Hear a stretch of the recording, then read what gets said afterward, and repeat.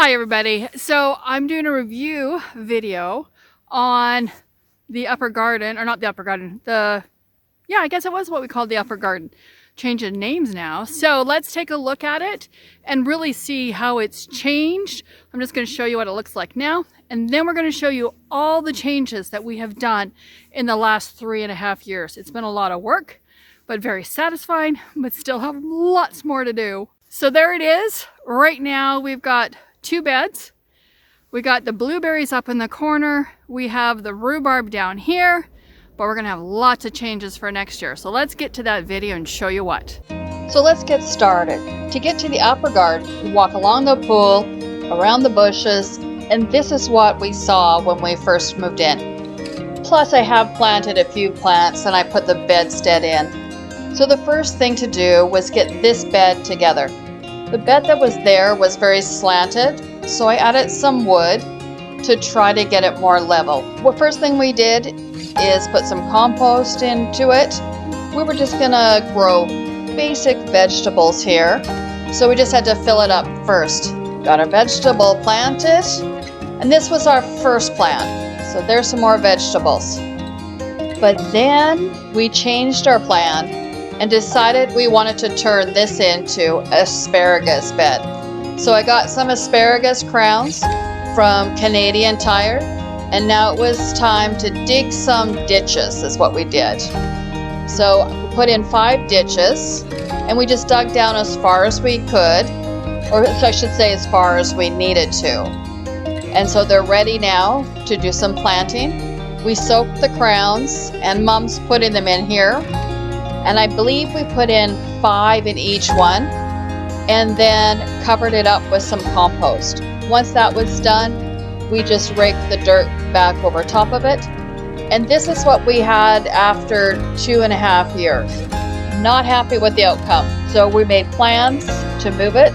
So here it just shows that I've dug it all out, and I'll show you pretty soon where we actually put it. Our next job probably before that was clearing out these rose bushes. I still have rose bushes on the other side of the fence 3 years later that have got to come out. But here you see me going in there and clean it out.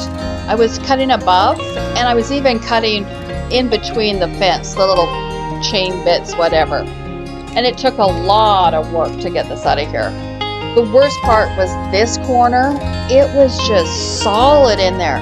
So I had to cut it all out, and then I got in there with a pickaxe and dug the roots out so that we could actually grow something in this corner. So here you can see it's mostly all gone. This tree is gonna go, and we planted pumpkins there the first year. And after that we realized we don't really use a lot of pumpkins, so why grow them? So we've emptied it all out for our next project that we were gonna put here. And we've decided to put in blueberry bushes. So these are pots. They came from, drums. Cut them in half, put holes in them, and planted our blueberries in them. And the reason is our soil is not good for blueberries. So it's compost and peat moss in there. Perfect environment to grow the I can't talk. Perfect environment to grow those blueberries. So really happy with how it turned out. And then in the fall, they are such pretty colors. So I'm looking forward to see how much we get next year for a crop. All right, you can see to the right, those green plants, those are rhubarb. So we decided to dig them up and transplant them over here. And Mom dug this all out. We dug a couple 4 holes because we got 3 more rhubarbs and planted them in there. You can see at this point they got sunburnt. It's because they were in the shade and we pulled them out in the sun. They did recover. So this is what our rhubarb looked this last summer. And we had just harvested. This is like a week later. And so they're growing really good. But I think I'm gonna move them because I said before, this is gonna be my cutting garden. Looks pretty good though. All right, so this is the last bed that needed to be done. And again, it's not level. The ground is horrible.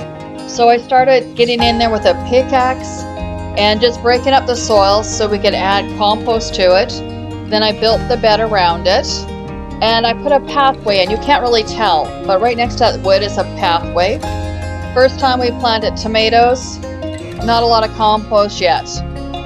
Then we decided it was going to become our cornfield, so we filled it up. And there's the corn we planted in here. This tree came out because it was just dying. So when I show the next picture of this garden, you will see that tree gone. So this is where our asparagus went. You can see I've made the bed higher. I need to add more compost to it. Pulled the old plants and put them in here, as well as 30 new plants. So next year, we should have some we can eat. Not for the majority though. Now if you notice, to the left, or right there in front I should say, the tree is now gone. So I hope you enjoyed seeing everything that we've changed just in this garden alone in the last 3.5 years. This coming year is going to be big changes. So make sure and subscribe, click that like button, and if you can, share it with someone. And stay tuned for what we got going on in the spring. When it gets here, that is. Bye for now from My Mini Homestead.